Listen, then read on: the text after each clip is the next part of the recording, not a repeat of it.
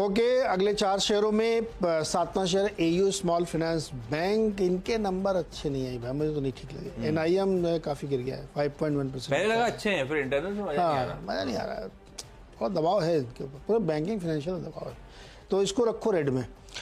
उसके बाद 8वां स्टॉक है चेन्नई पेट्रोलियम। इन्होंने जो नंबर अपने पेश किए हैं उसको क्वार्टर देखोगे तो बहुत अच्छे हैं, साल दर साल नंबर अच्छे नहीं दिखे, क्योंकि वो बेस दूसरा। पर देखना तो उसे क्यों चाहिए, क्यों को देखने तो बहुत फाड़ू नंबर है, और 55 रुपये का डिविडेंड है, 55 रुपीज पर शेयर।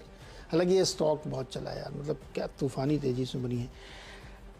एक बात हमेशा ध्यान रखिए, मैंने इसके आगे के 2 शेयर आईओसी और ओएनजीसी भी लिए इसी उम्मीद में, क्योंकि इस बार बहुत पैसा कमाया इन कंपनियों ने, मोटा डिविडेंड मिलेगा ये समझ लो आप। चेन्नई से उदाहरण मिल गया, ये खबर थी ऐसे सनसन, मतलब अंदाजा लग रहा था, लेकिन एक प्रूफ चाहिए था। वो प्रूफ बचाना नहीं चाहेंगे क्या आपने पेट्रोल के दाम बढ़ने में भी है? नहीं, एक रूल है, देखिए एक रूल है। हाँ। मैं कहना परसेंटेज अगर मैं सही याद कर पा रहा हूँ, 30% of the your profit you have to distribute, rule है। तो एक रूल तो ये भी कहता था कि जो भी करंट भाव है उसका पंप पे पास ऑन करिए, करना पड़ेगा। Rules are meant to be broken. ये वाला रूल चलेगा, मोटा डिविडेंड इस बार हो सकता है ये चल जाए, वो नहीं चल रहा। तो इसलिए आईओसी और ओएनजीसी को, क्योंकि पैसा तो बनाया इन लोगों ने, तो डिविडेंड अच्छा मिल सकता है, ये होप रखनी चाहिए। तो हो गए मेरे 10।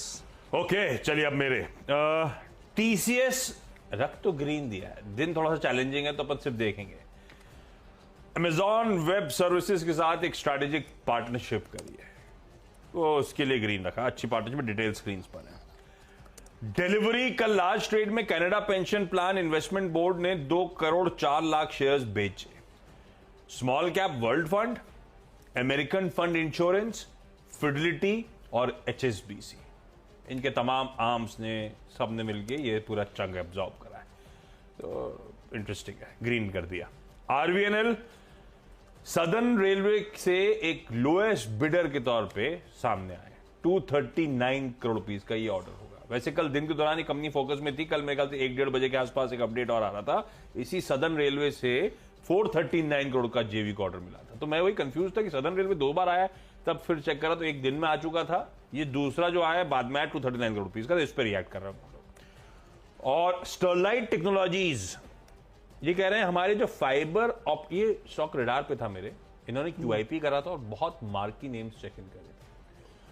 मैं वेट कर रहा था कि ठंडा पड़ेगा तो अपन बातचीत करेंगे, पर जहां ये ठंडा पड़ा और इसके साथ किसका एक और क्यूआईपी आया था जिसमें और भी बढ़िया नाम घुसे थे अभी हाल। हाँ, दोनों में शिल्पा में, शायद शिल्पा मेडिकेयर, हाँ, उसमें भी बहुत मार्की नाम चेक इन करे थे, पर दोनों ठंडे नहीं पड़े। खैर, स्टरलाइट की अच्छी खबर आ गई उल्टा।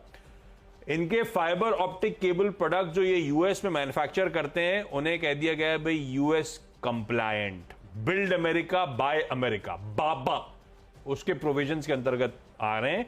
तो यूएस में जब इंफ्रास्ट्रक्चर इन्वेस्टमेंट्स और जॉब्स एक्ट के अंदर उन्हीं कंपनीज पर सरकार पैसा डोल आउट कर सकती है, उनसे ऑर्डर कर सकती है जो बाबा कंप्लायंट। ये हो गए भाई, अच्छा बाबा कंप्लायंट नाम सही है। ब्रेक लीजिए, ब्रेक के उस पार अगले क्विक रैप अप।